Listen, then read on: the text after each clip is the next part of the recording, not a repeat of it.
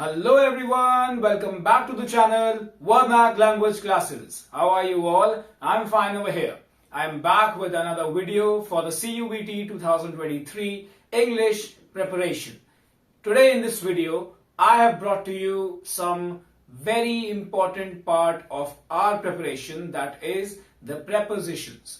Preposition एक ऐसी चीज है जो आप लोग बचपन से पढ़ते आ रहे हो और इस टॉपिक में आज भी बहुत से लोगों को ढेर सारी कंफ्यूजन होती है और उसमें गलती आपकी भी नहीं है, क्योंकि ये है ही इतनी कंफ्यूजिंग।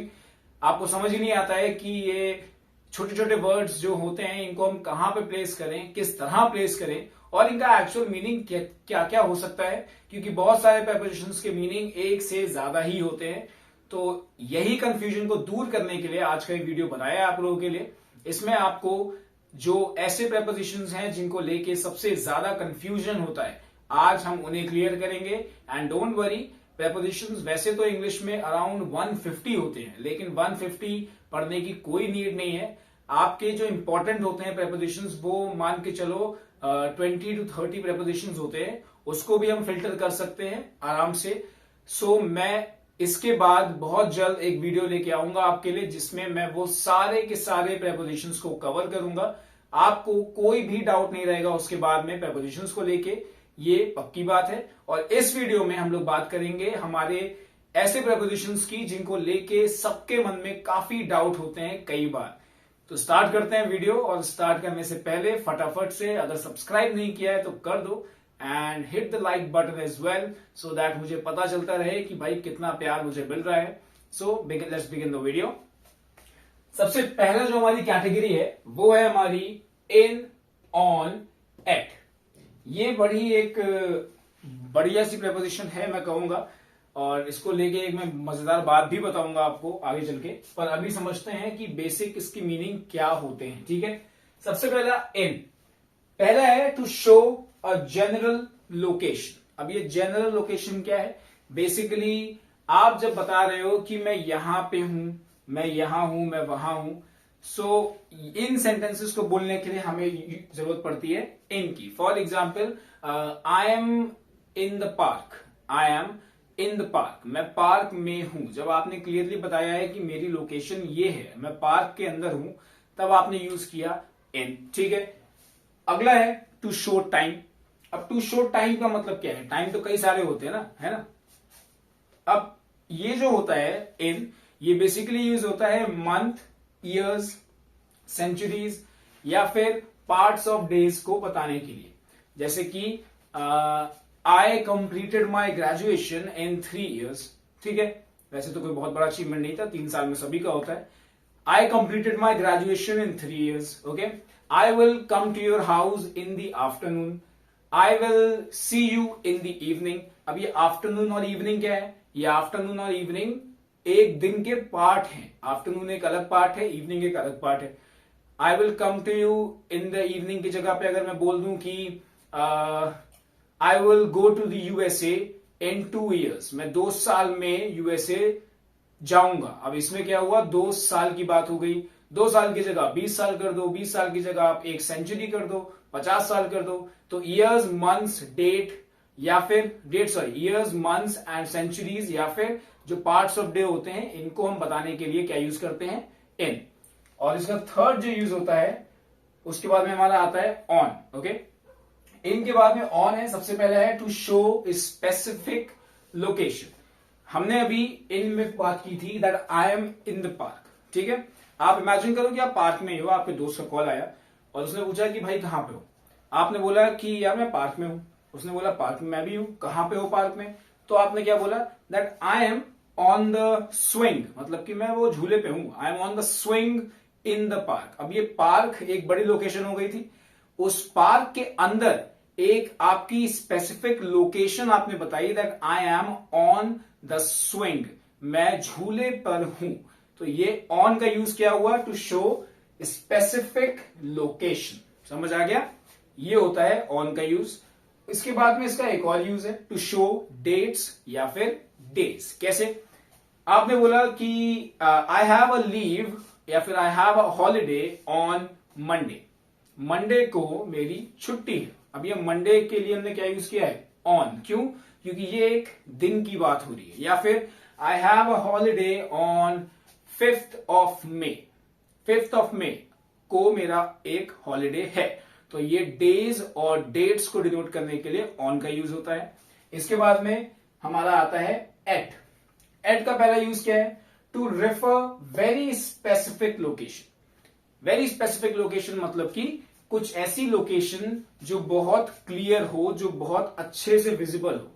जैसे कि मान लो आप पार्क से बाहर निकल आए और आपको बस पकड़नी है कहीं जाने के लिए, ठीक है। आपके दोस्त ने कॉल किया, कहां पे हो? तो आपने क्या बोला? मैं बस स्टैंड पे हूं। मैं बस स्टैंड पे हूं। तो आप ये नहीं बोलोगे कि I am on the bus stand. No, you will say I am at the bus stand. At the bus stand आपने बोला, इसके दो रीजन है। पहला तो ये कि बस स्टैंड बहुत ही स्पेसिफिक लोकेशन है, बहुत ज्यादा क्लियरली विजिबल है। सेकंड रीजन ये है कि आप बस स्टैंड के ऊपर कभी नहीं हो सकते। समझ रहे हो? आप ऊपर खड़े हो सकते हो, चेयर के, बेंच के। आप बस स्टैंड के ऊपर कभी नहीं हो सकते। आप बस स्टैंड पे ही होते हो हमेशा। कभी ध्यान दो तो आप हिंदी में भी हमेशा ये बोलते हो कि मैं बस स्टैंड पे हूं। कभी ये नहीं बोलते हो कि मैं बस स्टैंड के ऊपर हूं। Got the point?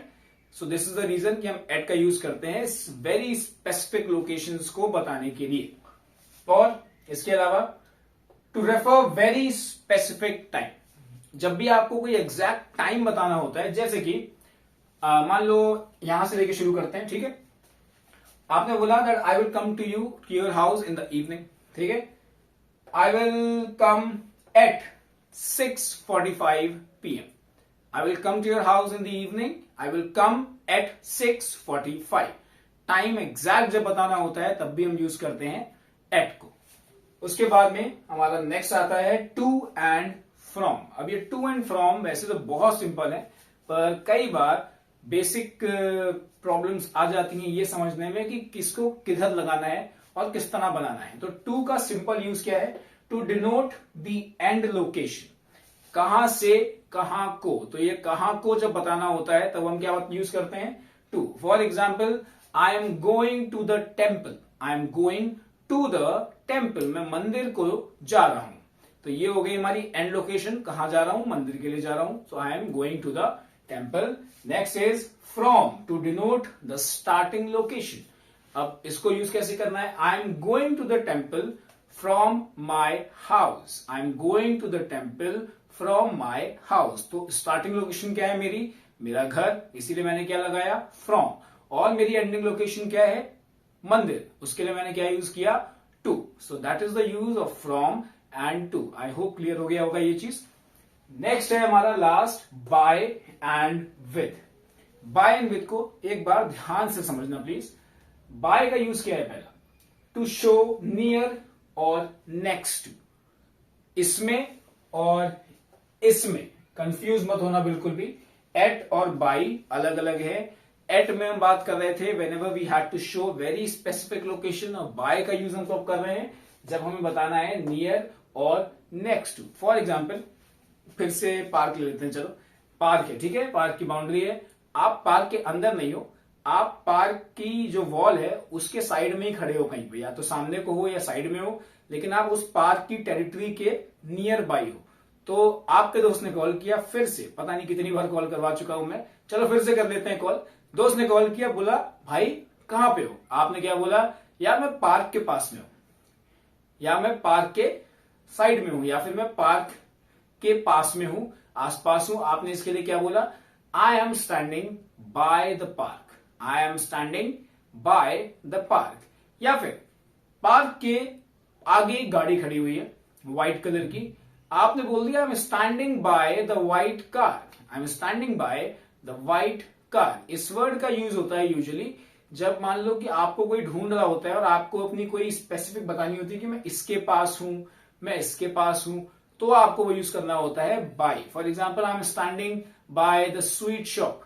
I am standing by the white car. I am standing by the general store. Got it? By का एक और यूज होता है to show a given time और नॉट लेटर देन। आपके स्कूल, मान लो आप लोग सीयूटी का फॉर्म आपने भरा है, आपको सीयूटी का एग्जाम देने जाना है, तो जब उसका एडमिट कार्ड आएगा तो मान लो कि अगर ऑफलाइन एग्जाम होता किसी सेंटर पे जाके, तो एडमिट कार्ड में क्या लिख के आता, that the student has to reach the centre by, उसके आगे एक टाइम दिया होता है कि भाई बाय 9 AM, तो 9 बजे तक। क्या मतलब बन गया कि 9 बजे तक, उसके बाद नहीं। 9 बजे से पहले आ जाओ, 9 बजे के बाद एंट्री नहीं मिलेगी, and that is what it means to show a given time और not later than. Understood?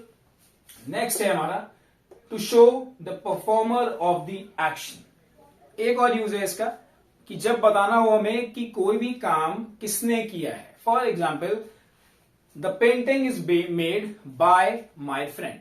The painting is made by my friend. ये पेंटिंग मेरे दोस्त के द्वारा बनाई गई। ये द्वारा वर्ड जो होता है ना, ये भी इंग्लिश में क्या होता है, बाय। तो बाय के 3 यूज हो गए, कंफ्यूज मत होना, अच्छे से इनको समझ लेना। आई होप समझ में आ गया होगा, अभी कोई दिक्कत नहीं होगी। Next is with.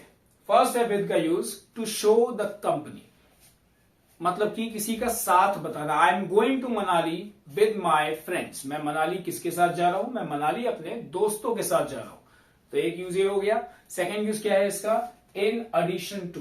In addition to means किसी भी चीज को साथ में कुछ एड अप कर देना। For example, would you like to have some coffee with the sandwich. Would you like to have some coffee with the sandwich. मैंने क्या बोला कि भाई आप क्या सैंडविच के साथ थोड़ी कॉफी लेना पसंद करेंगे। मैंने ऐड कर दिया कॉफी को विद द सैंडविच, तो ये मतलब हुआ इन एडिशन टू का। And the last one is with the help of, या फिर बाय मीन्स ऑफ, मतलब कि आप कोई भी काम करो किसी भी चीज की हेल्प के साथ, तो वहां पे भी हम क्या यूज करते हैं, with. For example, I lit up the lamp. I lit up the lamp with the match stick. मैंने दिया जलाया माचिस से। तो अब यहां पे हिंदी में तो आप कुछ और बोल रहे हो से, है ना, लेकिन इंग्लिश में कंफ्यूज होने की जरूरत नहीं है। आप क्या बोल रहे हो, I lit up the lamp with the match stick. मैंने दिया जलाया माचिस से। तो विद द मैच स्टिक, आपने दिया कैसे जलाया, with the help of the match stick. तो ये हुआ यूज हमारा विद का। तो भाई इतनी ही कहानी है इनकी। कंफ्यूजिंग होते हैं थोड़े बहुत, ये समझ नहीं आता है क्योंकि यूजुअली प्रॉब्लम होती है that people translate Hindi sentences to English sentences, और वहीं पे दिक्कत आती है। फॉर एग्जाम्पल, अगर हम बात करें इसकी विद की, तो मैंने क्या बोला, मैंने दिया जलाया माचिस से। अब ये से वर्ड आया है यहाँ पे, तो आपने सोचा कि अच्छा से आ रहा है हिंदी में। इंग्लिश में से क्या होता है, यहां पे दिक्कत फंस जाती है। एक तरफ इंग्लिश में से का मतलब आ रहा है विद, और एक तरफ क्या मतलब आता है, फ्रॉम। मैंने क्या एग्जांपल दिया था, I am going to the temple from my house. इसमें भी हिंदी में क्या बन रहा है, मैं मंदिर जा रहा हूं अपने घर से। अब बताओ, कंफ्यूजिंग हो गया ना। अगर हिंदी से इंग्लिश बनाने बैठोगे तो हमेशा कंफ्यूजन होगी।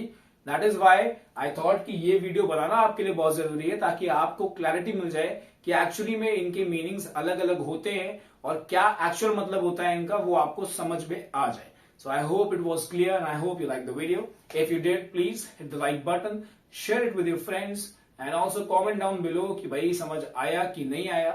I'll see you in the next video. Till then, please take care and bye bye.